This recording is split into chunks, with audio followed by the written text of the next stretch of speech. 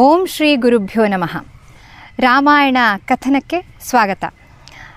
ಕಳೆದ ಸಂಚಿಕೆಯಲ್ಲಿ ದಶರಥನಿಗೆ ಯಜ್ಞ ಪುರುಷನಿಂದ ದಿವ್ಯವಾಗಿರುವ ಪಾಯಸ ದೊರಕಿದೆ. ಅದನ್ನು ತನ್ನ ರಾಣಿಯರಿಗೆ ಕೊಟ್ಟಿದ್ದಾನೆ. ಅವರೆಲ್ಲರೂ ಅದನ್ನು ಸೇವಿಸಿ ಗರ್ಭವತಿಯರಾಗಿದ್ದಾರೆ.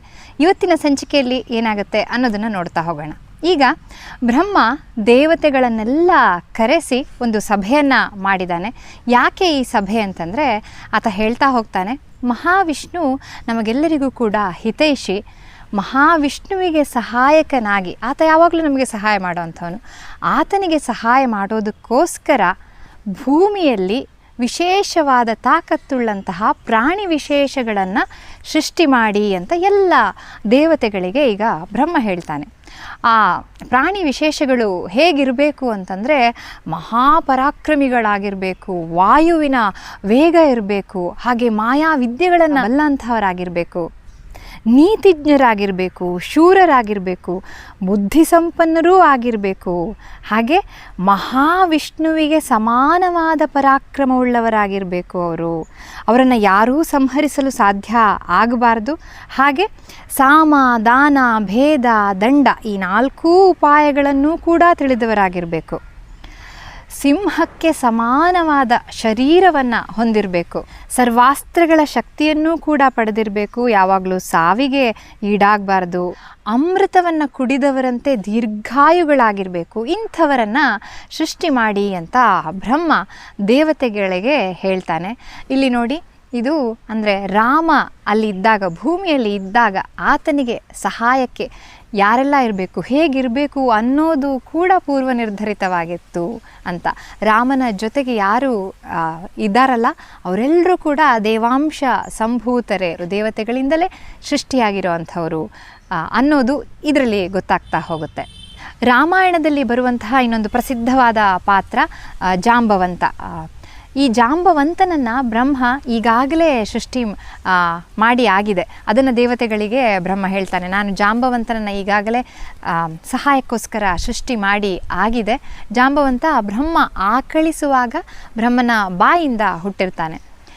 ಬ್ರಹ್ಮನ ಮಾತನ್ನು ಕೇಳಿ ಅವರೆಲ್ಲರೂ ಕೂಡ ತಮ್ಮಷ್ಟೇ ತೇಜಸ್ಸಿನಿಂದ ಕೂಡಿದಂತಹ ಪರಾಕ್ರಮಿಗಳಾಗಿರುವಂತಹ ಪ್ರಾಣಿ ವಿಶೇಷಗಳನ್ನು ಭೂಮಿಯಲ್ಲಿ ಸೃಷ್ಟಿ ಮಾಡ್ತಾ ಹೋಗ್ತಾರೆ. ಯಾರಿಂದ ಯಾರು ಹುಟ್ಟಿದ್ರು ಅನ್ನುವಂತಹ ವಿವರ ಬಹಳ ಚೆನ್ನಾಗಿದೆ.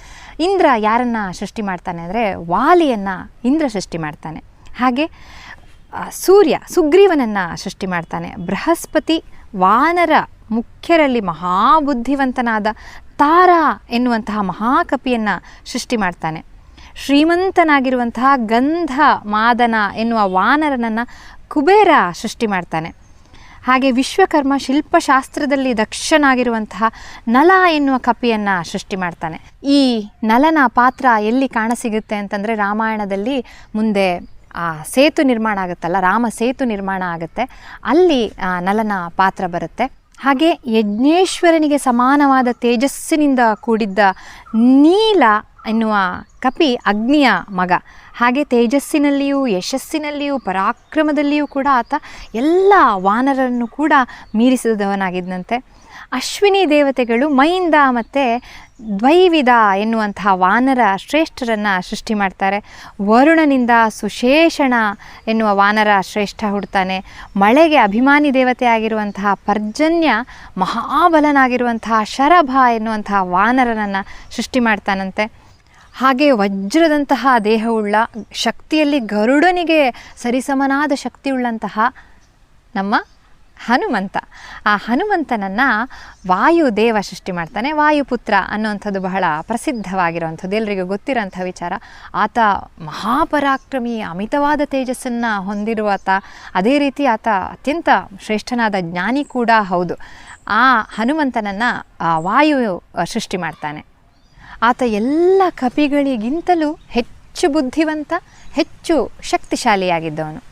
ಹೀಗೆ ಬ್ರಹ್ಮ ಹೇಳಿದ ಕೂಡಲೇ ಈ ದೇವತೆಗಳೆಲ್ಲ ಮಹಾವೀರರು, ಪರಾಕ್ರಮಿಗಳು ಆಗಿರುವಂತಹ, ಮೇರು ಮಂದರ ಪರ್ವತದಂತಹ ಆಕೃತಿಯನ್ನು ಹೊಂದಿರುವಂತಹ, ಬಹಳ ತೇಜಸ್ಸಿನಿಂದ ಕೂಡಿದಂತಹ, ಹಾಗೆ ರಾವಣನ ಸಂಹಾರವೇ ಮುಖ್ಯ ಉದ್ದೇಶವೂ ಆಗಿರುವಂತಹ ಇವೆಲ್ಲ ಕರಡಿ, ಕಪಿಗಳು, ಬೇರೆ ಬೇರೆ ಪ್ರಾಣಿ ವಿಶೇಷಗಳನ್ನು ಸೃಷ್ಟಿ ಮಾಡ್ತಾ ಹೋಗ್ತಾರೆ.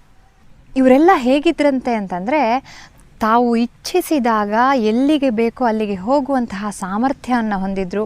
ಹಾಗೆ ದೊಡ್ಡ ದೊಡ್ಡ ಮರಗಳನ್ನೇ ಕಿತ್ತು ಯುದ್ಧ ಮಾಡ್ತಾ ಇದ್ರಂತೆ. ಆಮೇಲೆ ದೊಡ್ಡ ದೊಡ್ಡ ಪರ್ವತಗಳನ್ನೇ ಎತ್ತುವಂತಹ ಶಕ್ತಿಯುಳ್ಳಂಥವರು ಆಗಿದ್ದರು. ನಾನು ಇದನ್ನು ಹೇಳ್ತಾ ಇದ್ದಾಗ ನನ್ನ ಎದುರುಗಡೆ ಇಲ್ಲೇ ಒಂದು ಅದೇ ವಾನರ ಬಂದು ಕೂತು ಕಥೆಯನ್ನು ಕೇಳ್ತಾ ಇದೆ. ನೋಡಿ, ಸದ್ದಾಗ್ತಾ ಇದೆ. ಅವರು ದರ್ಪದಲ್ಲಿ, ಬಲದಲ್ಲಿ ಸಿಂಹ ಮತ್ತು ಹುಲಿಗಳಿಗೆ ಸರಿಸಮನಾಗಿ ಇದ್ರಂತೆ. ಹಾಗೆ ಅವರು ತಮ್ಮ ಕೋರೆ ಹಲ್ಲು ಮತ್ತು ಉಗುರುಗಳೇ ಅವರ ಮುಖ್ಯ ಆಯುಧ. ಇಲ್ಲಿ ಹಾರ್ತಾ ಇದ್ದಾವೆ ಎಲ್ಲ ವಾನರಗಳು. ಹಾಗೆ ಅವರ ಇದೆಲ್ಲ ಕೋರೆ ಮತ್ತು ಉಗುರುಗಳು ಅವರ ಮುಖ್ಯ ಆಯುಧ ಆಗಿದ್ದರೂ ಕೂಡ ಅವರು ಎಲ್ಲ ಆಯುಧಗಳನ್ನು ಕೂಡ ಬಳಸುವಂತಹ ಸಾಮರ್ಥ್ಯ ಉಳ್ಳಂತಹ ಪ್ರಾಣಿ ವಿಶೇಷಗಳಾಗಿದ್ದವು. ದೊಡ್ಡ ದೊಡ್ಡ ಪರ್ವತಗಳನ್ನೇ ಅಲ್ಲಾಡಿಸಿ ಬಿಡ್ತಾ ಇದ್ರು. ಸಮುದ್ರ ರಾಜನನ್ನೇ ಕಲಕಿ ಬಿಡುವಂತಹ ಸಾಮರ್ಥ್ಯವನ್ನು ಅವರೆಲ್ಲ ಹೊಂದಿದ್ರು. ಆಮೇಲೆ ಎಷ್ಟೇ ದೊಡ್ಡ ಸಮುದ್ರ ಆದರೂ ಕೂಡ ಅದನ್ನು ಹಾರುವಂತಹ ಶಕ್ತಿ ಇತ್ತು. ಭೂಮಿಯಿಂದ ಮೇಲಕ್ಕೆ ಹಾರಿ ಆಕಾಶವನ್ನು ಮುಟ್ಟುವಂತಹ ಸಾಮರ್ಥ್ಯ ಇತ್ತು. ಅದೇ ರೀತಿ ಅವರು ನೆಲವನ್ನು ಒಮ್ಮೆ ಹೀಗೆ ಮುಟ್ಟಿದ್ರೆ ಇಡೀ ಭೂಮಿ ಅಲುಗಾಡಿ ಬಿಡ್ತಿತ್ತಂತೆ. ಅಂತಹ ಸಾಮರ್ಥ್ಯ ಉಳ್ಳಂತಹ ಎಲ್ಲ ಪ್ರಾಣಿ ವಿಶೇಷಗಳನ್ನು ಸೃಷ್ಟಿಸ್ತಾ ಹೋಗ್ತಾರೆ. ಇಂತಹ 100 ಲಕ್ಷ ಪ್ರಾಣಿ ವಿಶೇಷಗಳನ್ನು ದೇವತೆಗಳು ಭೂಮಿಯಲ್ಲಿ ಸೃಷ್ಟಿ ಮಾಡ್ತಾರೆ. ಇದೆಲ್ಲದೂ ಕೂಡ ವಿಷ್ಣುವಿನ ಅವತಾರವಾಗಿರುವಂತಹ ರಾಮನ ಸಹಾಯಕ್ಕಾಗಿ, ರಾವಣನ ಸಂಹಾರಕ್ಕಾಗಿ ಇವರೆಲ್ಲರ ಸೃಷ್ಟಿಯಾಗುತ್ತೆ. ಈ 100 ಲಕ್ಷ ಸಂಖ್ಯೆಯ ಕಪಿಗಳೇನಿದ್ದಾರಲ್ಲ, ಇದೆಲ್ಲ ಮಹಾತ್ಮರಾದಂತಹ ಕಪಿ ಶ್ರೇಷ್ಠರು ಇವರೆಲ್ಲ. ಇವರಲ್ಲಿ ಸುಗ್ರೀವ ಮತ್ತು ವಾಲಿ ಗೊತ್ತಿರೋ ಹಾಗೆ ಬಹಳ ಪ್ರಸಿದ್ಧವಾಗಿರುವಂತಹ ಪಾತ್ರಗಳು. ಈ ಸುಗ್ರೀವ ಮತ್ತು ವಾಲಿಗೆ ಕೂಡ ಬಹಳಷ್ಟು ಸಂಖ್ಯೆಯಲ್ಲಿ ಆಮೇಲೆ ಮಕ್ಕಳು ಹುಡ್ತಾರೆ. ಇವರಿಂದಾಗಿ ಆಮೇಲೆ ಲಕ್ಷ ಸಂಖ್ಯೆಯಲ್ಲಿ ಕಪಿ ಶ್ರೇಷ್ಠರುಗಳ ಜನ್ಮ ತಳಿತಾ ಹೋಗ್ತಾರೆ. ಇವರೆಲ್ಲ ಬೆಟ್ಟ ಗುಡ್ಡಗಳಲ್ಲಿ, ಕಾಡಲ್ಲಿ ವಾಸ ಮಾಡ್ತಾ ಇದ್ರು. ಹಾಗೆ ಇಲ್ಲಿ ನೀಲ, ನಲ, ಹನುಮಂತ ಇವರಿಗೆಲ್ಲ ಇವರ ಹಿಂಬಾಲಕರಾಗಿಯೇ ಲಕ್ಷ ಸಂಖ್ಯೆಯಲ್ಲಿ ಕಪಿಗಳಿದ್ರಂತೆ.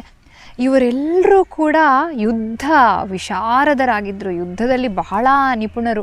ಹಾಗೆ ಕಾಡಿನಲ್ಲಿ ವಾಸ ಮಾಡ್ತಾ ದರ್ಪದಿಂದ ಕೂಡಿದ್ದ ಬಹಳಷ್ಟು ಪ್ರಾಣಿಗಳನ್ನು ಹಾಗೆ ಮರ್ದನ ಮಾಡುವಂತಹ ಶಕ್ತಿ ಹೊಂದಿದವರಾಗಿದ್ದರು. ಹೀಗೆ ಬೇರೆ ಬೇರೆ ಥರದ, ಬರೀ ಕಪಿ ಒಂದೇ ಅಲ್ಲ, ಬೇರೆ ಬೇರೆ ರೀತಿಯ ಕರಡಿ, ಕಪಿ ಇವರೆಲ್ಲರೂ ಕೂಡ ಯಾರಿಗೆ ರಾಮನಿಗೆ ಸಹಾಯಕ್ಕೋಸ್ಕರ ಹುಟ್ಟಿದಂಥವ್ರು ಇವರೆಲ್ಲ. ಇವರಿಂದ ಇಡೀ ಭೂಮಿ ತಾಯೇ ಇಂತಹ ಕಪಿ, ವಾನರರು, ಕರಡಿಗಳಿಂದ ತುಂಬಿ ಲಕ್ಷ ಸಂಖ್ಯೆಯಲ್ಲಿ ತುಂಬಿ ಹೋಯ್ತಂತೆ ಇಡೀ ಭೂಲೋಕ ಅನ್ನೋದು. ಇವರೇ ಮುಂದೆ ವಾನರ ಸೈನ್ಯವಾಗಿ ದೊಡ್ಡ ಶಕ್ತಿಯಾಗಿ ರಾಮನಿಗೆ ಸಹಾಯಕ್ಕೆ ನಿಲ್ತಾರೆ. ಈಗ ಇಲ್ಲೊಂದು ಸಂದೇಹ ಬರುತ್ತೆ. ಹಾಗಿದ್ರೆ ಬ್ರಹ್ಮ ದೇವತೆಗಳಿಗೆ ಸೃಷ್ಟಿ ಮಾಡೋಕ್ಕೆ ಹೇಳಿದ್ನಲ್ಲ, ಈಗ ಸೃಷ್ಟಿ ಮಾಡಿದ ಅಂತಂದರೆ ರಾಮ, ಲಕ್ಷ್ಮಣ, ಭರತ, ಶತ್ರುಘ್ನ ಇವರಿಗೆಲ್ಲರಿಗೂ ಸಮಕಾಲೀನರೇ? ಹಾಗಿದ್ರೆ ಸುಗ್ರೀವ, ವಾಲಿ, ಆಮೇಲೆ ಈ ಕಪಿಶ್ರೇಷ್ಠರೆಲ್ಲ ಅವರ ಕಾಲದಲ್ಲೇ ಹುಟ್ಟಿದವರ, ಒಂದೇ ವಯಸ್ಸಿನವರ ಅನ್ನುವಂಥದ್ದೊಂದು ಸಂದೇಹ ಬರುತ್ತೆ. ಅದಕ್ಕೂ ಕೂಡ ಅಲ್ಲೇ ಒಂದು ಉತ್ತರವನ್ನು ಕೊಟ್ಟಿದ್ದಾರೆ ರಾಮಾಯಣದಲ್ಲಿ. ಇದು ಉತ್ತರಕಾಂಡದಲ್ಲಿ ಬರುವ ಉಲ್ಲೇಖಗಳನ್ನು ಗಮನಿಸಿದಾಗ ವಾಲಿ, ಸುಗ್ರೀವರು ಇವರೆಲ್ಲರೂ ಕೂಡ ರಾಮನಿಗಿಂತ ಬಹಳ ಹಿಂದೆ ಇದ್ದವರು ಅನ್ನೋದು ಗೊತ್ತಾಗುತ್ತೆ. ಹಾಗಿದ್ರೆ ಇಲ್ಲಿ ಯಾಕೆ ಬಂದಿದೆ ಅಂದರೆ, ವಾಲ್ಮೀಕಿಯವರು ಈ ವಿಚಾರವನ್ನು ಇಲ್ಲಿ ಪ್ರಸ್ತಾಪ ಮಾಡಿದ್ದಾರೆ, ರಾಮಾಯಣದ ಈ ಭಾಗದಲ್ಲಿ ಪ್ರಸ್ತಾಪ ಮಾಡಿದ್ದಾರೆ. ಆದರೆ ಅವರು ಸಮಕಾಲೀನರು ಅಲ್ಲ. ಈಗ ಕಥೆ ಮುಂದುವರಿಸೋಣ. ಇಲ್ಲಿ ಈ ಕಡೆಯಿಂದ ವಿಷ್ಣುವಿಗೆ ಸಹಾಯಕರಾಗಿ ಇವರೆಲ್ಲ ಹುಟ್ಟಿಯಾಗಿದೆ. ಇಲ್ಲಿಂದ ಪುತ್ರ ಕಾಮೇಷ್ಟಿ ಯಾಗ ಆದ ನಂತರ ಅವರಿಗೆಲ್ಲರಿಗೂ ಅಲ್ಲಿ ಬಂದಂತಹ ಋತ್ವಿಜರನ್ನು ಎಲ್ಲರನ್ನ ಸತ್ಕರಿಸಿ ದಶರಥ ಈಗ ಅವರನ್ನು ಬೀಳ್ಕೊಡ್ತಾ ಇದ್ದಾನೆ.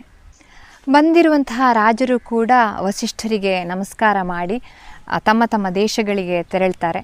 ಹಾಗೆ ಆಯಾ ದೇಶಗಳಿಂದ ಬಂದಿರುವ ರಾಜರನ್ನೂ ಕೂಡ ದಶರಥ ಸತ್ಕಾರ ಮಾಡ್ತಾನೆ. ಅವ್ರ ಜೊತೆಗೆ ಬಂದಿರುವ ಎಲ್ಲ ಸೈನಿಕರಿಗೂ ಕೂಡ ನೂತನ ವಸ್ತ್ರಾದಿಗಳನ್ನು ಕೊಡ್ತಾನೆ. ಅದನ್ನೆಲ್ಲ ಅವರು ತೊಟ್ಟು ಸಂತೋಷದಿಂದ ಅಲ್ಲಿಂದ ಹೊರಡ್ತಾರೆ. ಹಾಗೆ ಋಷ್ಯಶೃಂಗರು, ಪುತ್ರ ಕಾಮೇಷ್ಟಿ ಯಾಗವನ್ನು ಮಾಡಿರುವಂತಹ ಮಹಾನ್ ಋಷಿಗಳಾಗಿರುವಂತಹ ಋಷ್ಯಶೃಂಗರಿಗೂ ಕೂಡ ಸತ್ಕಾರ ಮಾಡಿ, ಜೊತೆಗೆ ಶಾಂತಾದೇವಿ ಋಷ್ಯಶೃಂಗರ ಪತ್ನಿ ಕೂಡ ಇರ್ತಾರೆ. ಹಾಗೆ ಶಾಂತಾದೇವಿಯ ತಂದೆ ರೋಮಪಾದ, ಅಂಗದೇಶದ ರಾಜ, ಇವರೆಲ್ಲರಿಗೂ ಕೂಡ ಸತ್ಕಾರವನ್ನು ಮಾಡಿ ಬಹಳ ಖುಷಿಯಿಂದ ಅವರನ್ನು ಬೀಳ್ಕೊಡ್ತಾನೆ. ದಶರಥ ಬಂದವರನ್ನೆಲ್ಲ ಬೀಳ್ಕೊಟ್ಟು ಅತ್ಯಂತ ಸಂತೃಪ್ತನಾಗಿ ತನ್ನ ಮಕ್ಕಳ ಜನನದ ನಿರೀಕ್ಷೆಯಲ್ಲಿ ಈಗ ಇದ್ದಾನೆ. ಪುತ್ರ ಕಾಮೇಷ್ಟಿ ಯಾಗ ಆಗಿ ಈಗ 1 ವರ್ಷ ಆಗಿದೆ. ಇವತ್ತಿನ ಸಂಚಿಕೆಯನ್ನು ಇಲ್ಲಿಗೆ ಮುಗಿಸ್ತೇನೆ. ಮುಂದಿನ ಸಂಚಿಕೆಯಲ್ಲಿ ನಮ್ಮ ರಾಮ, ಲಕ್ಷ್ಮಣ, ಭರತ, ಶತ್ರುಘ್ನರ ಜನನವಾಗುತ್ತೆ.